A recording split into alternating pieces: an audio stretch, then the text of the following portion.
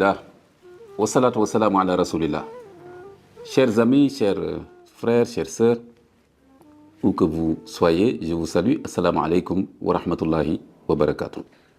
Je suis ravi de revenir pour vous proposer une nouvelle tribune qui sera la dernière avant ce mois de Ramadan qui se profile à l'horizon, le mois de Ramadan 1447-2026.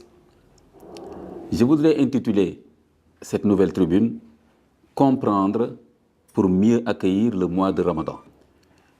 Dans cette perspective, je voudrais commencer par énoncer quelques explications relatives au statut et aux événements qui sont attachés ou, si vous voulez, associés au mois de Ramadan, Shahr Ramadan.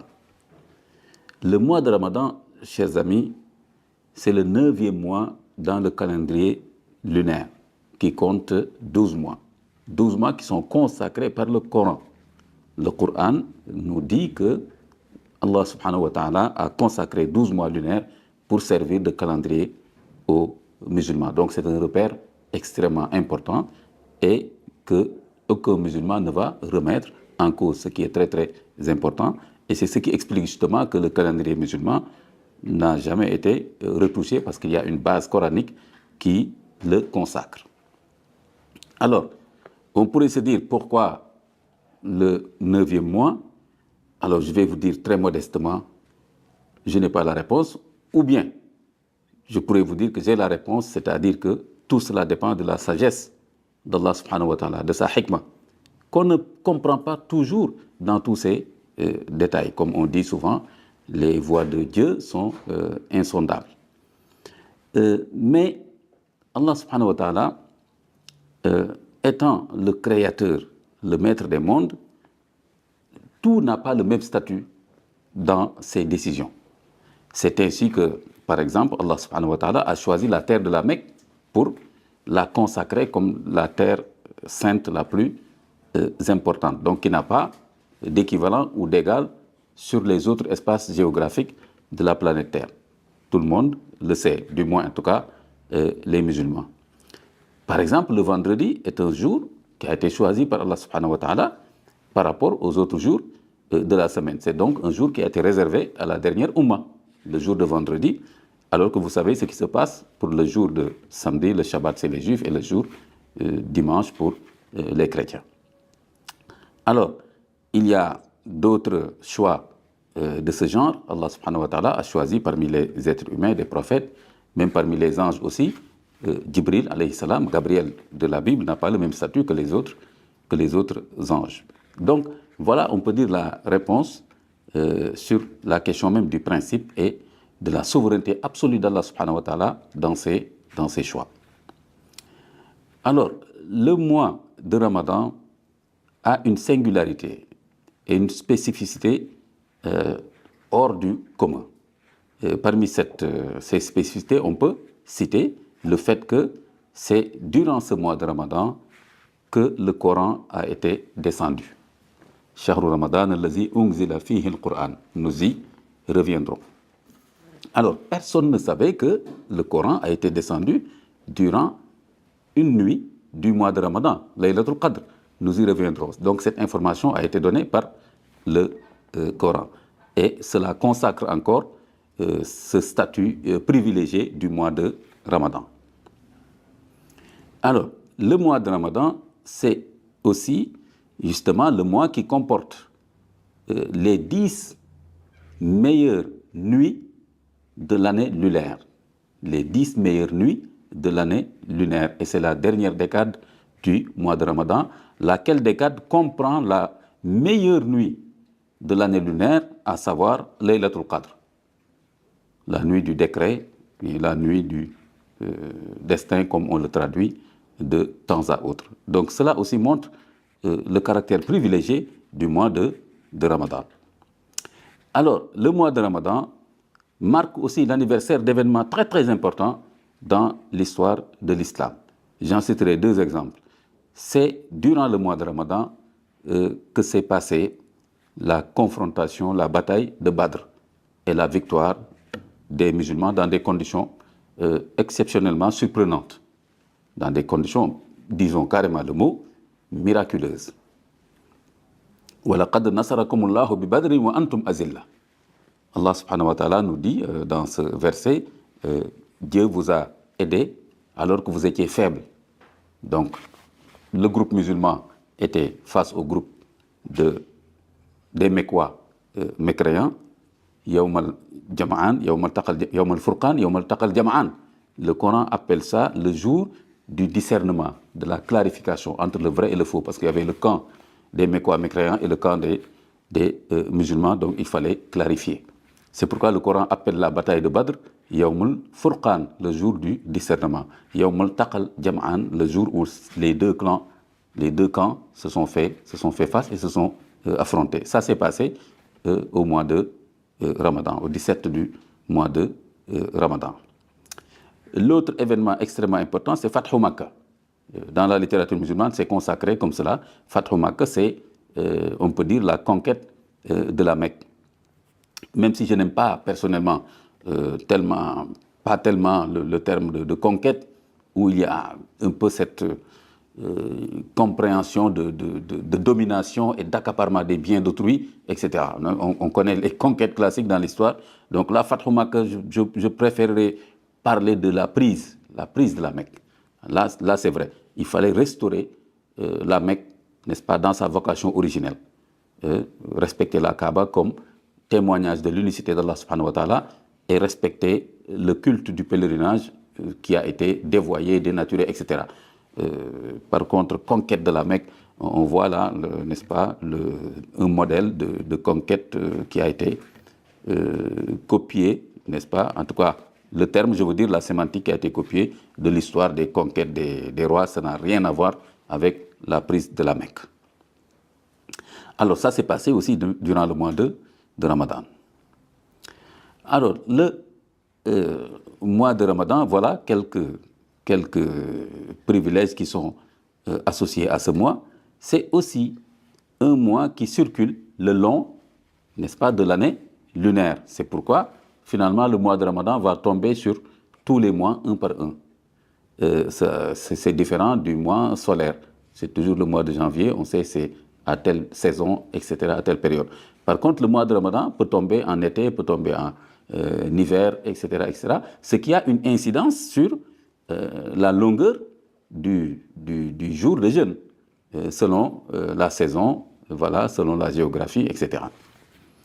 Alors, c'est aussi important de retenir cette sagesse-là qui fait que le mois de Ramadan tourne dans l'année lunaire. Alors, c'est aussi un mois qui a été choisi et réservé à la dernière Ummah. C'est un cadeau fait par Allah subhanahu wa ta'ala à la dernière Ummah, la Ummah du Coran, n'est-ce pas, et la Ummah de Muhammad alayhi salatu wa salam. Allah subhanahu wa ta'ala leur a réservé, comme il leur a réservé le vendredi, comme il leur a réservé Laylatul Qadr, la nuit du destin, il leur a réservé le jeûne du mois de Ramadan. C'est le seul mois qu'il est obligatoire de jeûner du premier au dernier jour. Le seul mois. Pour tous les autres jeûnes prescrits ou recommandés, parce qu'il y a des jeûnes qui servent à expier des péchés, et ce sont des jeûnes obligatoires, mais c'est des jeûnes de quelques jours qui ne sont pas alors de même nature que le jeûne du mois de Ramadan. Alors, voilà quelques privilèges qui sont associés, quelques attributs du mois de Ramadan que nous devons garder à l'esprit. Nous allons en venir maintenant aux mérites associés au jeûne du mois de Ramadan.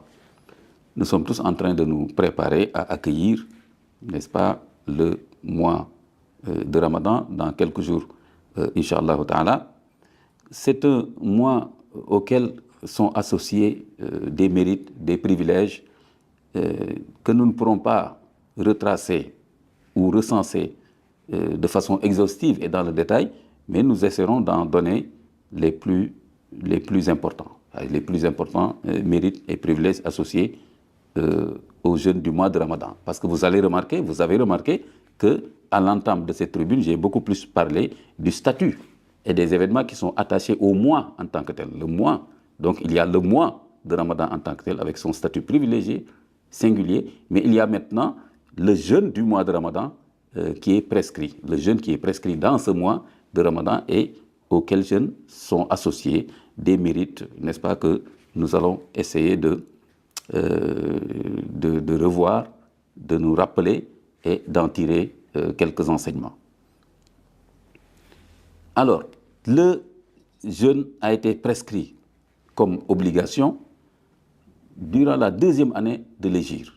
Après les 13 ans de l'appel à l'islam, à la Mecque, vous savez ce qui s'est passé là-bas, en termes de persécution, en termes de faiblesse. Lamartine a donné une description de cette phase irremplaçable, je trouve, formidable. Il dit que durant cette période à la Mecque, les 13 ans, ces 13 ans sont caractérisés par la faiblesse du nombre, la petitesse du nombre, la faiblesse des moyens et la grandeur de la foi. C'est exact. La petitesse du nombre, la faiblesse des moyens et la grandeur de la foi. Et d'ailleurs, la bataille de Badr va illustrer ça. N'est-ce pas? Une petitesse du nombre, 300 par rapport à 900 et quelques. La faiblesse des moyens, quelques sabres, etc., quelques cavaliers face à des gens très équipés. Et aussi, par contre, la grandeur de la foi. Ceux qui se battaient à Badr, bien sûr, c'était une autre dimension sur le plan de la foi. Et donc, c'est la foi qui a gagné à Badr. Ce n'est pas l'équipement, ce n'est pas le nombre, ce n'est pas la technicité.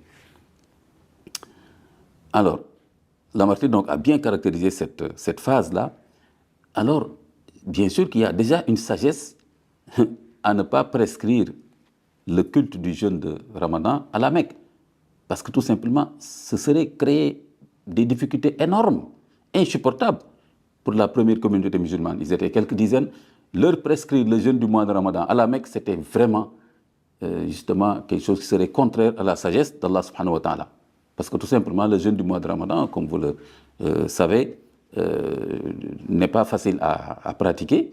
Et si on le pratique maintenant dans des conditions d'hostilité, dans des conditions où on n'est pas autonome, dans des conditions où on ne peut pas accéder, par exemple, à la rupture, avec un repas correct, etc., ça aurait été extrêmement difficile. C'est pourquoi certains éléments ont dit qu'il faut noter cette sagesse-là qui est derrière le fait que le jeûne de Ramadan a été prescrit à Médine, parce qu'à Médine, les musulmans sont sous une institution, ou bien si vous voulez, sous un État, et ils sont autonomes, et donc ils peuvent organiser leur culte à leur bon vouloir, y compris le jeûne du mois de Ramadan. C'est pourquoi le verset qui a prescrit le jeûne du mois de Ramadan a été descendu, ou bien si vous voulez révéler, à la deuxième année de l'hégire.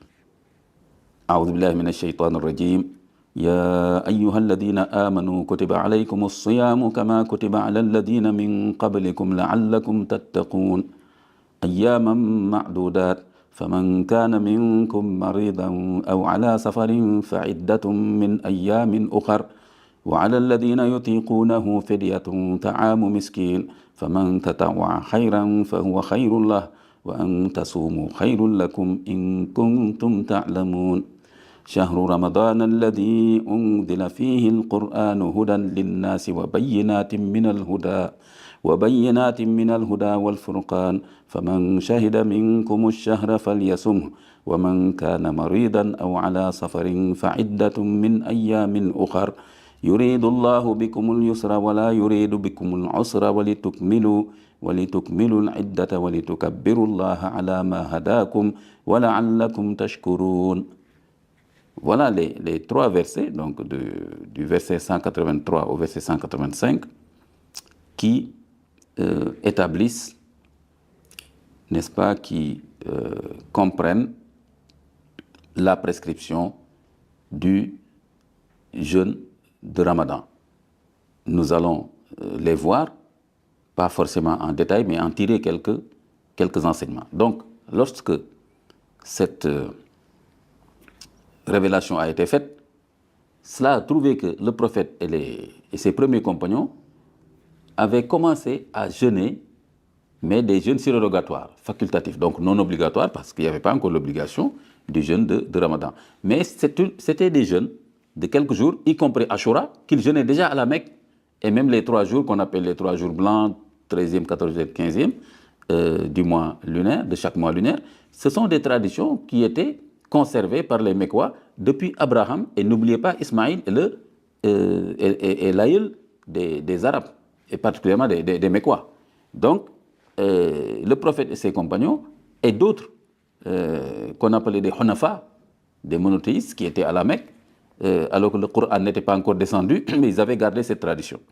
Donc c'est quand ce verset a été révélé, ces versets, que particulièrement le verset 183, Ya ayyuhalladhina amanu kutiba alaykumus siyam kama kutiba alal ladhina min qablikum la'allakum tattaqun, c'est à la suite de la descente de ce verset que le prophète alayhi salam a dit aux compagnons, à partir de maintenant, le seul jeûne obligatoire, n'est-ce pas, pour vous, ce sera ce mois de Ramadan. Vous pouvez continuer à faire des jeûnes surrogatoires facultatifs en plus. Ou bien, vous avez aussi l'option de renoncer aux jeûnes surrogatoires. Et certains compagnons ont renoncé aux jeûnes de Ashura et ont commencé à jeûner le mois de Ramadan. Et le prophète, lui, a conservé le jeûne de Ashura et d'autres jeûnes surrogatoires comme on le sait. Donc, ce mois de Ramadan est extrêmement important. Nous allons voir qu'est-ce qu'on peut faire ressortir de ces versets prescriptifs. Le verset 183, déjà, Ya ayyuhalladhina amanu kutiba alaykumus siyam kama kutiba alal ladhina min qablikum la'allakum tattaqun. Dans l'islam, une prescription ne peut avoir que 2 sources. Le Coran et la sunna du prophète Mohammed alayhi salatu wassalam, ou bien la sunna, le Coran et ou la sunna. Ça peut être le Coran seulement, on voit tout de suite la prescription, d'ailleurs c'est le cas ici. Ça peut être une prescription qu'on trouve dans le Coran et dans la sunna, c'est-à-dire que la sunna a reprise. Ça peut être une prescription qu'on trouve que dans la sunna. Donc, mais ce qui est important, c'est que voilà les 2 sources de prescription cultuelle dans l'islam. Toute autre prescription ne peut avoir une validité du point de vue de la charia. Il faut faire très attention à cette remarque que je viens de faire. Ya ayyuhalladhina amanu kutiba alaykumus siyam. Vous les croyants, donc vous qui avez adhéré à la foi, c'est à eux que s'adresse ce verset. Il ne dit pas Ya ayyuhan nas. Vous les hommes, en général, vous les hommes dans le Coran, c'est pour les appeler à adhérer à la foi. C'est la base pour maintenant que le Coran commence à leur prescrire ou à leur proscrire, à leur dire if'al ou bien la taf'al, fais ou bien ne fais pas. La base, c'est la foi. Si on ne reconnaît pas Allah subhanahu wa ta'ala dans son autorité, comme disent les ulama, Allah, ar-Rabb ya'mur wal-abdu yuti', le maître, c'est à lui que revient la prérogative de prescrire, n'est-ce pas, d'ordonner, de commander, et le serviteur, sa posture doit être d'obéir au commandement d'Allah subhanahu wa ta'ala. Donc si on n'a pas encore adhéré à la foi, donc ce verset ne vous concerne pas. C'est pourquoi c'est Ya ayyuhalladhina amanu, non pas vous les hommes, mais vous qui avez adhéré à la foi, vous qui êtes croyants. Donc vous avez pris l'engagement de croire en Allah subhanahu wa ta'ala et d'obéir à ses commandements. Alors, vous lui faites aussi confiance. Donc, il vous prescrit quoi? Kutiba alaykumus siyam. Le terme kutiba, les ulama disent, c'est une forme d'injonction. C'est un terme qui signifie l'obligation. Kutiba. Alors, kutiba alaykumus siyam, il vous a été prescrit. Donc, il est devenu obligatoire pour vous. As-siyam, quoi? Le jeûne. As-siyam, ou bien as-sawm. As-siyam, ici dans le verset, ça veut dire l'abstinence. On verra bien sûr que l'abstinence, c'est par rapport au manger, au boire, à la relation sexuelle. C'est les trois objets de l'abstinence. Tout le reste, ce sont des choses qui découlent de ces trois objets-là. C'est pourquoi d'ailleurs, il ne faut pas aussi exagérer, sinon on risque de considérer que c'est l'abstinence par rapport à tout, alors qu'il faut faire très très attention. Sinon quelqu'un, un certain Chérif Diop peut croire que même s'il crache, alors il ne s'est pas abstenu, il devait ravaler son crachat parce que non, c'est pourquoi d'ailleurs c'est bien encadré, bien réglementé. Alors, Kutiba alaykum siyam kama kutiba ala alladhina min qablikum la'allakum tattaqun. Il vous a été prescrit, vous les croyants, le jeûne, kama kutiba ala alladhina min qablikum, comme cela a été prescrit min qablikum à ceux d'avant vous. Ceux d'avant vous, ça ne peut être que les croyants d'avant la descente de ce verset.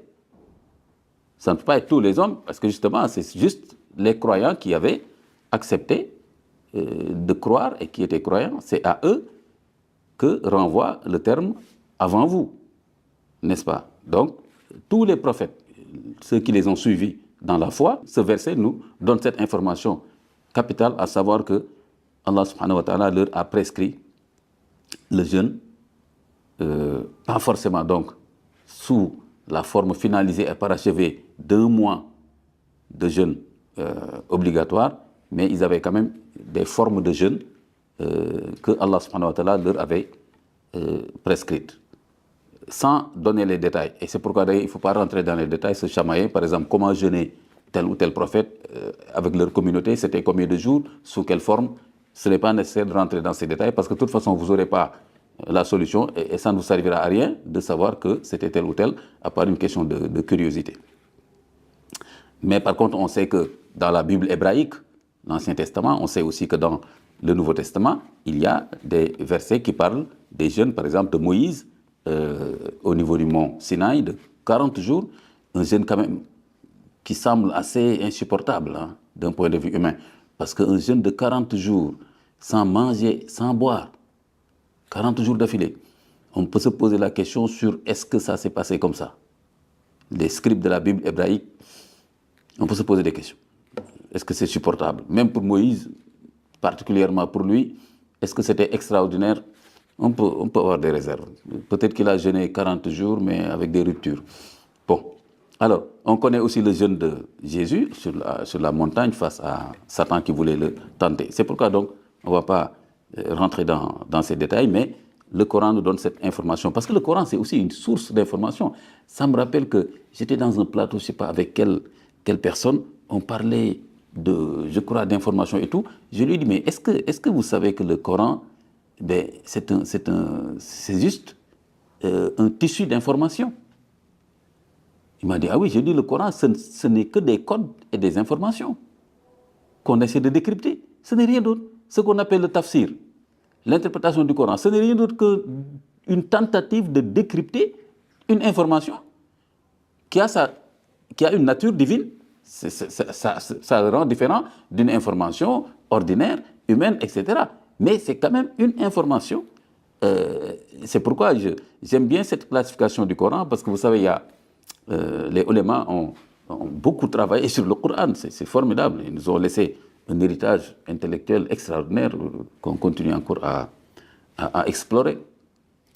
Ils ont proposé une classification du Coran en 3 rubriques, ou bien si vous voulez en 3 types, 3 catégories, tout ce qu'on veut. D'abord, il y a une partie des versets qui ne parle que de la question de ce qu'on peut appeler la aqidah, le dogme, la foi, et surtout l'unicité d'Allah subhanahu wa ta'ala, donc les questions de tawhid, hein, où Dieu parle de lui-même, de son œuvre, de ce qu'il fait, de ses attributs, de ses noms. Ça, c'est une bonne partie du Coran, c'est ça. Et là, il n'y a que Dieu qui peut dire ce qu'il veut dire de lui. Alors, qui d'autre peut parler de Dieu, à part lui-même? Voilà. Donc, ça, c'est une partie du Coran. L'autre partie du Coran, c'est les ahkam, ce qu'on appelle les versets législatifs.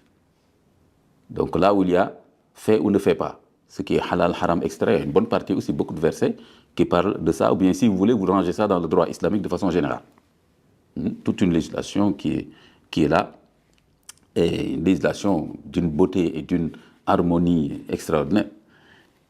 Ça n'a rien à voir avec les législations qui existaient en ce temps, et surtout, il n'y avait même pas de législation proprement dite à la Mecque au temps du prophète au 7e siècle. Il n'y en avait pas. Donc, on ne peut pas imputer au prophète, on ne peut pas lui attribuer les versets législatifs du Coran. Il n'en avait pas la possibilité. Il était analphabète, et dans l'ambiance de la Mecque, il n'y avait pas de législation. Il y avait de la poésie, des choses comme ça, mais pas de législation comme celle qu'on trouve dans le Coran. C'est encore une preuve du miracle coranique comme étant un texte qu'on ne peut pas attribuer au prophète Mohammed. Donc il faut aller chercher quelque chose d'autre. C'est pas le bon moyen de faire douter du Coran comme étant la parole d'Allah subhanahu wa ta'ala. Et la troisième rubrique, si vous voulez, c'est maintenant, effectivement, Qasasul Coran. C'est les récits coraniques. Donc vous voyez la subdivision en trois volets. Alors, c'est très beau, c'est formidable comme travail intellectuel. En même temps, moi je préfère une autre catégorisation, une autre typologie, je peux dire, qui est très simple et justement qui contient le terme d'information qui m'intéresse ici. C'est que certains éléments ont dit, mais pourquoi compliquer les choses? Tout ça c'est bien, mais le Coran c'est seulement deux choses. C'est khabar wa talab. C'est information et invitation. Une partie des versets du Coran, c'est juste une information. Maintenant, il faut aller voir c'est quel type d'information, comment comprendre cette information. Par exemple, un verset qui parle de l'enfer, c'est une information. Un verset qui nous parle de l'histoire du déluge de Noé, c'est une information. Un verset qui nous parle de la passion humaine, du nafs, c'est une information, mais de nature différente. C'est quand même une information. Alors, et une information fiable et vraie, parce que venant d'Allah subhanahu wa ta'ala. Ensuite, talab. Les autres parties du Coran, c'est talab, c'est-à-dire fait ou ne fait pas. Donc tout ce qui est législation, recommandations, etc. est dans cette partie-là.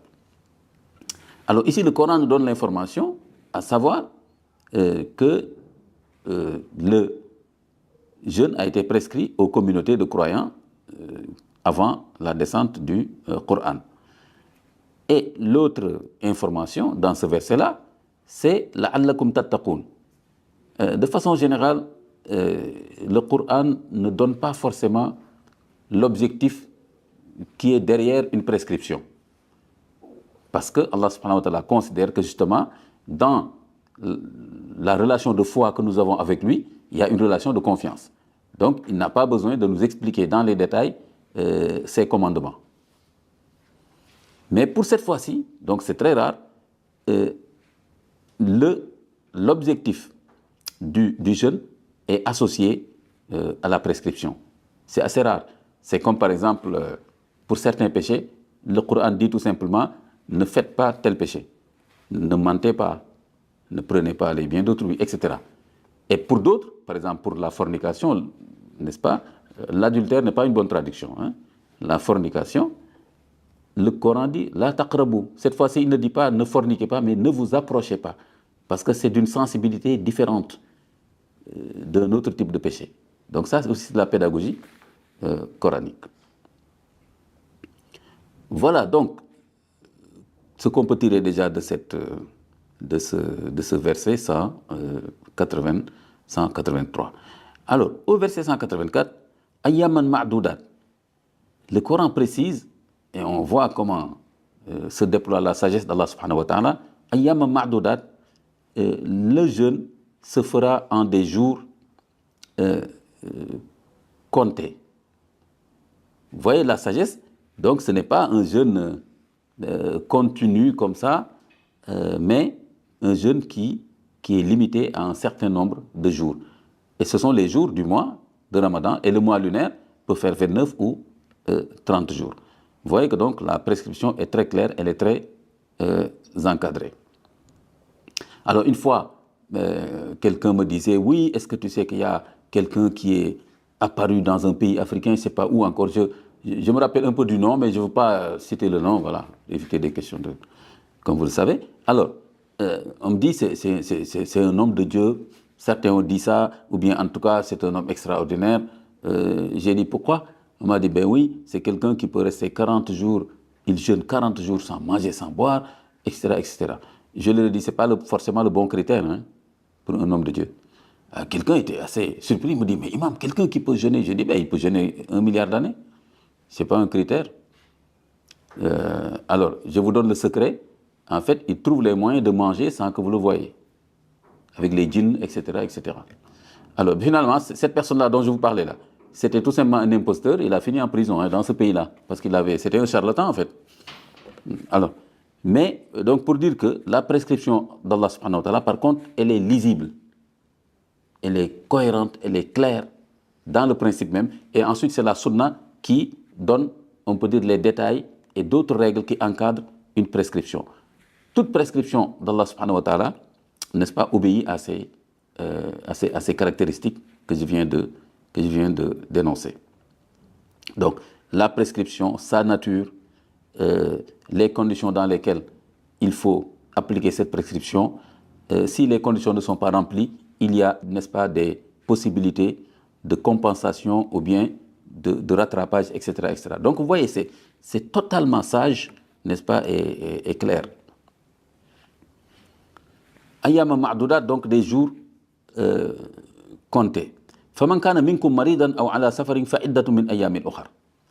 Et quiconque se trouvera dans une situation de voyage, qui sera voyageur alors que le mois de Ramadan est en cours, alors faman kana maridan, qui tombera malade alors que le mois de Ramadan est en cours, aw ala safarin, ou bien est en voyage. Vous voyez, fa iddatu min ayyamin ukhar. Alors, il lui sera permis de jeûner d'autres jours pour compenser. Donc, vous voyez la sagesse d'Allah subhanahu wa ta'ala et comment il tient compte de la vulnérabilité et de la fragilité humaine. Donc, ce n'est pas tout le temps, ce n'est pas pour tous les mois de Ramadan qu'on sera tout le temps, qu'on aura tout le temps rempli les conditions justement pour jeûner. Et parmi les conditions difficiles, il y a le voyage et la maladie. Et justement, quelque chose est prévu, c'est fa'iddatu min ayyamin ukhar, c'est de jeûner d'autres jours pour remplacer. Wa 'ala alladhina yutiqunahu fidyatun ta'amu miskin. Ça, c'était durant la première phase du jeûne du mois de Ramadan. Finalement, faman tatawwa'a khayran fa huwa khayrun lahu. Et celui qui n'était pas en position pour jeûner, donc pouvait donner à manger à des pauvres. Wa an tasumu khayrun lakum in kuntum ta'lamun.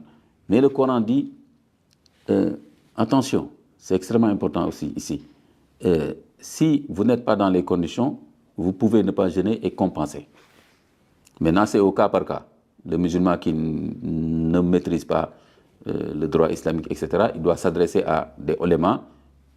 Au cas par cas, ils pourront lui donner la réponse par rapport à sa situation.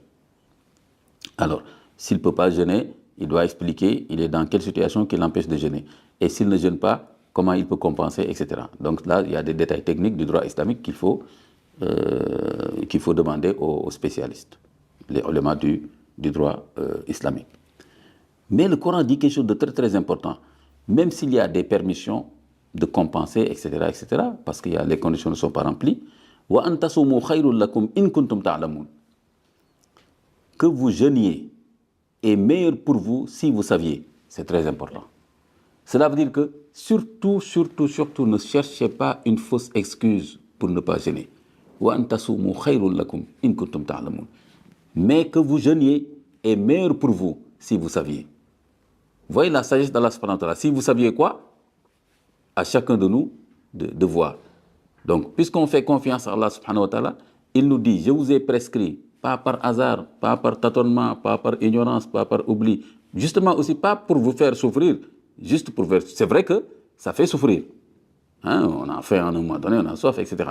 Mais toujours dans un cadre supportable. C'est pourquoi, d'abord, c'est un nombre de jours donné, en plus il y a la rupture, n'est-ce pas, au crépuscule, Et si on est malade en voyage, si on est trop vieux, femme enceinte, il y a des permissions. Donc, c'est une souffrance qui est supportable d'un point de vue physique. Mais le Coran dit, ne cherchez surtout pas de fausses excuses. Parce que si vous saviez ce que recèle le jeûne du mois de Ramadan pour vous, en termes spirituels, n'est-ce pas, vous n'allez pas chercher de fausses excuses pour ne pas jeûner. Donc, wa antasumu khayrun lakum in kuntum ta'lamun. Ça, c'est le verset 184. Et au verset 185, Shahru Ramadan allazi unzila fihi al-Qur'an hudan lin-nasi wa bayyinatin min al-huda wal-furqan. Alors voilà, là, j'ai parlé à l'entame de la tribune de ses mérites, de ses privilèges associés au mois de Ramadan, de ses attributs du mois de Ramadan. Eh bien, l'attribut le plus noble, le plus grand du mois de Ramadan, c'est que c'est le mois de Ramadan qui a accueilli la parole d'Allah subhanahu wa ta'ala. Cette parole de guidance, n'est-ce pas, dans la Sirat al-Mustaqim, cette parole qui nous permet de vivre dignement en tant qu'être humain dans la quiétude ici-bas, cette parole qui nous permet, si on la comprend, si on s'y attache, d'être sauvé, d'avoir le salut le jour du jugement dernier, alors c'est durant le mois de Ramadan que cette parole a été descendue, et particulièrement durant une nuit, cette nuit du destin, Laylatul Qadr.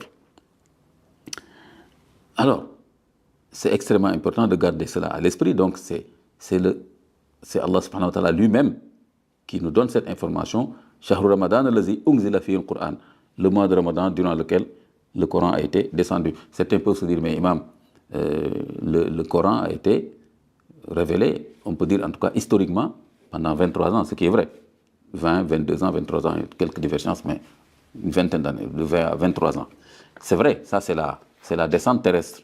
Mais ici, en fait, quand le Coran dit qu'il a été descendu durant le mois de Ramadan, c'est la descente unique en bloc qui s'est passée de Lawh al-Mahfouz, la table gardée, où se trouve, comment on pourrait appeler ça, un archétype, une copie, on n'a même pas de nom pour le dire, mais justement, parce que c'est des choses du ghaib, c'est des réalités du ghaib, donc on n'a même pas des mots pour le dire, donc on s'en limite au fait que quand même, c'est une réalité, puisque le Coran l'a dit. Qur'an Majid fi Lawh al-Mahfouz, donc c'est une réalité, c'est pas un mythe, c'est pas une légende. Alors, maintenant, la descente, ça a été expliqué par des hadiths où il nous est dit qu'il y a eu une descente, on peut dire, une copie du Coran à partir de Lawh al-Mahfouz, la table gardée. C'est même pas la table gardée, c'est mal traduit, c'est pas la table gardée. Lawh, c'est tablette. En arabe, ma'ida, ça veut dire table. Donc, je ne sais pas comment on s'est débrouillé pour traduire par table, et dans toutes les traductions, vous trouverez table gardée. Ce n'est pas une table, c'est des tablettes. Lawh, c'est le mot ici au Sénégal, le terme aliwa, ça vient de là-bas. Lawh, alwah, tablette. Hein? Donc, c'est des tablettes. Mais c'est juste le nom que nous savons. Mais on ne sait pas, à ce niveau du ciel, comment c'est présenté, n'est-ce pas, c'est cette tablette gardée. Alors, ça veut dire intégrale, quoi. Ça veut dire que rien ne peut modifier ou dénaturer, etc. Donc, cette descente de Lawh al-Mahfouz à ce qu'on appelle Sama ud-Dunya, le ciel du monde terrestre. Vous savez, il y a 7 cieux. Il faut faire très attention. On voit des fois des interprétations très farfelues, les 7 cieux, les stratosphères, etc. Ça, je me rappelle un peu mes cours de géographie, de tout ce que vous voulez là. Ça n'a rien à voir avec ça. Alors, les 7 cieux, c'est l'ensemble du monde créé. Donc, ce n'est pas stratosphère, le système. Il y a des milliards de galaxies.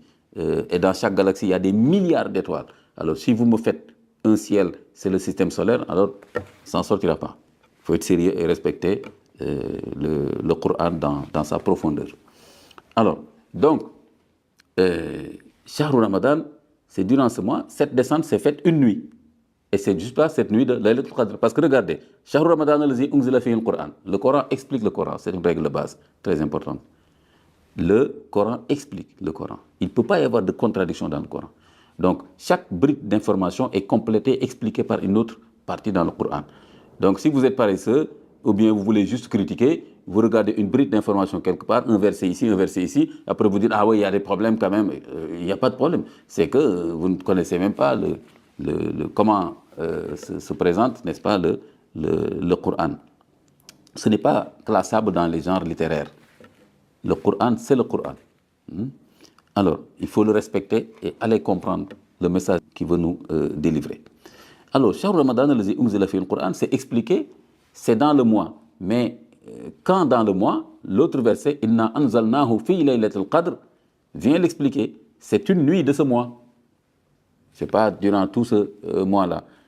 L'autre verset le dit, Laylatul Mubaraka, c'est une nuit bénie. Donc, c'est en cette nuit qu'il y a eu cette descente céleste. Et maintenant, quand le Coran, ou bien la copie du Coran, est au niveau du ciel qui englobe notre planète, alors Djibril fait descendre par commandement divin les versets ou bien des sourates sur le prophète alayhi salam et lui dicte ces versets ou ces sourates, et cela s'est passé pendant 20 à 23 ans. Alors, voilà pour ce qu'il en est de ces versets. Donc, disons que dans le Coran, c'est seulement au niveau des versets 183, 184, 185 de la sourate Al-Baqarah et au niveau du verset 187 qu'il y a mention de la prescription du jeûne. Dans le verset 187, j'ai juste pris un extrait. وَكُلُوا وَاشْرَبُوا حَتَّى يَتَبَيَّنَ لَكُمُ الْخَيْطُ الْأَبْيَضُ مِنَ الْخَيْطِ الْأَسْوَدِ مِنَ الْفَجْرِ ثُمَّ أَتِمُّوا الصِّيَامَ إِلَى اللَّيْلِ. Donc les autres versets parlaient de la prescription, de son objectif et tout ce que j'ai essayé de vous expliquer. Et le verset 187 dit maintenant clairement quelle est la nature de l'abstinence. Ça porte sur quoi? Et il dit وَكُلُوا وَاشْرَبُوا حَتَّى يَتَبَيَّنَ لَكُمُ الْخَيْطُ الْأَبْيَضُ مِنَ الْخَيْطِ الْأَسْوَدِ. Kulu, mangez, oui, washrabu, buvez, n'est-ce pas, jusqu'au fajr. Summa atimu siyam ila layl, et faites le jeûne jusqu'à la nuit. C'est la nuit, c'est le crépuscule, ce qu'on appelle Tibis ici. Donc là, ce verset-là, 187, donne maintenant l'objet, ou bien si vous voulez, ce par rapport à quoi on doit s'abstenir. Parce que le jeûne, c'est un culte d'abstinence. Vous savez, il y a plusieurs modalités de culte. Il y a des cultes où il faut dépenser, par exemple la zakat. Il y a un culte, par exemple, où il faut voyager, aller faire, par exemple, le pèlerinage. Et c'est différentes ibadat. Et ici, le culte, c'est de nature abstinence. Il faut s'abstenir, n'est-ce pas, comme vous le savez, manger, boire, etc. Et la sunna donne d'autres objets d'abstinence comme la langue, les paroles obscènes, les insultes, etc., etc. Voilà. Donc, je voudrais maintenant aborder les mérites qui sont associés au jeûne du mois de Ramadan. Alors, on verra, on trouvera ces mérites-là surtout dans les hadiths du prophète alayhi salatu wa salam. Parce que justement, c'est son statut. C'est ça qui fait, quelque part, le privilège qui est associé à son statut de prophète, n'est-ce pas, justement parce que la sunna explicite les prescriptions du Coran. Sans la sunna, on ne pourrait presque rien faire des prescriptions du Coran, à part y croire. Mais comment les appliquer? Il nous faut un modèle humain. Et justement, c'est le prophète alayhi salatu wa salam. وَلَقَدْ كَانَ لَكُمْ فِي رَسُولِ اللَّهِ أُسْوَةٌ حَسَنَةٌ وَمَا آتَاكُمُ الرَّسُولُ فَخُذُوهُ وَمَا نَهَاكُمْ عَنْهُ فَانْتَهُوا. Ce qu'il vous apporte, prenez-le. Ce qui vous interdit, abstenez-vous-en, etc. Des versets que les coranistes, entre guillemets, font semblant d'ignorer. Puisque eux, ils rejettent la sunna. Oui, il n'y a que le Coran qui est fiable. Tout ce qu'on raconte sur la sunna, ça n'a aucun sens. Ces coranistes-là ne peuvent appliquer aucune prescription du Coran. Parce que, tout simplement, les détails, on les trouve dans la sunna du prophète alayhi salatu wa salam. Et justement, on trouve beaucoup de hadiths, mais on va pas être exhaustif, qui énoncent et qui donnent envie, vraiment, de faire un jeûne sincère et authentique. J'en citerai quelques-uns. Par exemple, le hadith où Allah subhanahu wa ta'ala dit que le culte du jeûne il se réserve la récompense du culte du jeûne. Alors qu'on peut se poser la question, eh bien, la prière, la zakat, le pèlerinage, tout ce que nous faisons là, c'est Allah subhanahu wa ta'ala qui accorde la récompense, bien sûr. Mais Allah subhanahu wa ta'ala dit que le jeûne, je m'en réserve la récompense. Alors, ne comptez pas sur moi pour forcément vous dire qu'est-ce qu'il en est. Nous devons avoir, n'est-ce pas, l'humilité, tout simplement, de faire confiance et de prendre une information telle qu'elle et ne pas forcément tomber dans des spéculations sans tête ni queue, qui ne se terminent jamais.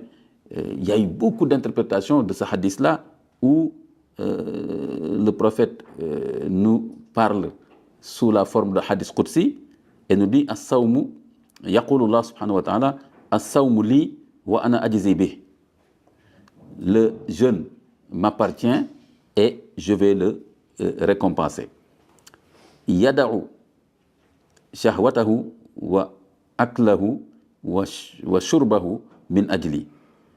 Le jeûneur a délaissé sa passion. Là, quand on dit ici passion, c'est surtout la relation sexuelle et sa nourriture, son manger et son boire.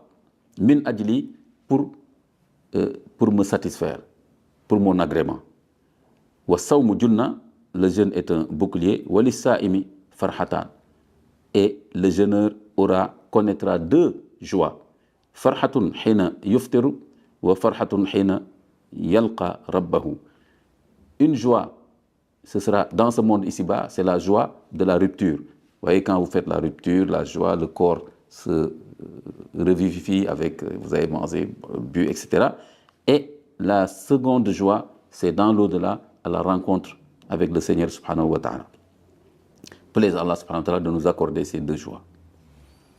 Wala khaloufu famil sa'imi atyabu indallah min rihil misk. Et là, ce hadith se termine par le fait que l'odeur qui se dégage de la bouche du jeûneur est meilleure pour Allah subhanahu wa ta'ala que l'odeur du misk, donc du parfum. Vous voyez, donc c'est pas la peine comme d'exagérer avec la brosse à dents, avec le cure-dent, etc., en disant oui, je veux éviter l'odeur. D'abord, scientifiquement, ça n'a aucun sens, parce que cette odeur, elle vient, c'est le résultat d'un processus biologique, parce qu'on a jeûné. Donc, ce n'est pas des cure-dents ou bien la brosse à dents qui va arrêter l'odeur.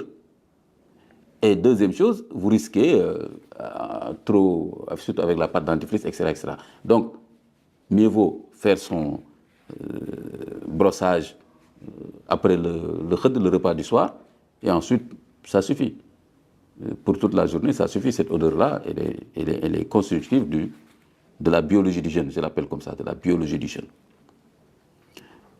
Un autre hadith, chers frères, chers amis, j'aime beaucoup réfléchir à ce hadith-là, où il nous est dit que le jeûne et le Coran seront des intercesseurs pour le jeûneur. Donc, le jeûne va prendre une forme humaine et dire à Allah subhanahu wa ta'ala, je te prie de me laisser intercéder, d'être l'avocat de ce jeûneur. Et le Coran, et ici comment il faut comprendre le Coran, c'est pas le Coran, le livre, c'est le Coran qui a été récité par le jeûneur. Donc son jeûne et le Coran qui a été récité par le jeûneur vont être ses avocats. Et Allah subhanahu wa ta'ala va accepter leur intercession. Voilà, donc, chers frères, chères sœurs et chers amis, voilà ce que je voulais vous dire de ce point de vue-là, et conclure par deux choses. La première chose, c'est éviter les écueils. Il y a des écueils qu'il faut éviter. Le jeûne, ce n'est pas seulement avoir faim et avoir soif. C'est donc s'abstenir, c'est vrai, du ventre, du bas-ventre, n'est-ce pas? Mais c'est s'abstenir aussi moralement. Donc, les paroles obscènes, les insultes, etc., etc. Le prophète le dit très clairement. Man lam yada qawla zuri wal amala bih, falaysa lillahi hajatun fi an yada ta'amahu wa sharabahu.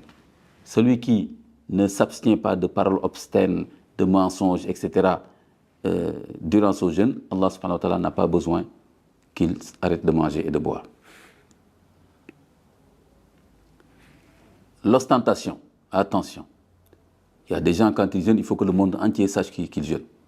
À chaque occasion, ils trouvent excusez-moi la répétition, ils trouvent le moyen de dire qu'ils jeûnent. Ou bien ils demandent aux gens, est-ce que tu jeûnes? C'est une façon de dire, moi je jeûne. Donc, ça c'est très sénégalais, je ne sais pas pour les autres pays.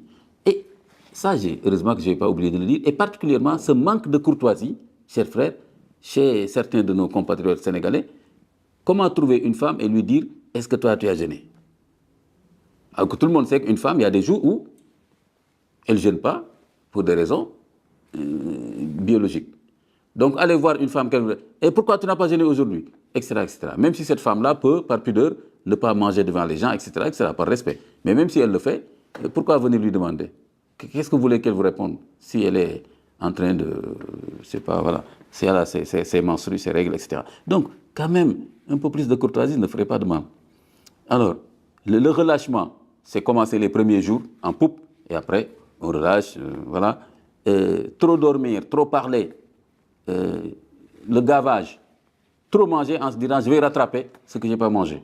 Le gaspillage, c'est quand même paradoxal. Le mois de Ramadan, mois de frugalité, devient un mois de surconsommation. C'est des études qui le montrent dans les pays musulmans. C'est un mois de surconsommation. Alors que ça devait être un mois de frugalité. Alors, le message final, c'est que le jeûne, en fait, opère, de mon point de vue, comme un remède au grand malaise de civilisation qui trouve sa source dans le déchaînement des passions, la démesure, le refus de fixer des limites, l'oubli de Dieu. Donc je conçois le jeûne comme étant un remède à la ruine de l'humanité. Donc il nous faut revenir au jeûne et comprendre le message du jeûne. C'est apprendre durant le jeûne à se refuser à ses propres passions. C'est ça la taqwa. La'allakum tattaqun, qui est l'objectif du jeûne dans le verset 183, c'est nous apprendre à nous refuser à nos passions. Votre ventre vous dit manger, vous dites je ne mange pas. Donc vous reprenez le pouvoir sur vos passions. Donc c'est extrêmement important, c'est la vraie liberté, de reprendre le pouvoir sur vos passions. Parce que un des malaises, le plus grand malaise de la civilisation moderne, c'est de vouloir tout maîtriser sauf nous-mêmes. De vouloir tout maîtriser sauf nous-mêmes, de ne pas vouloir nous fixer des limites. Voilà, je vous donne rendez-vous pour une autre tribune. Mais celle-ci est la dernière tribune avant le mois de Ramadan. Et vous aurez des tribunes au quotidien par la suite, Inch'Allah ta'ala. Wassalamu alaikum wa rahmatullahi wa barakatuh.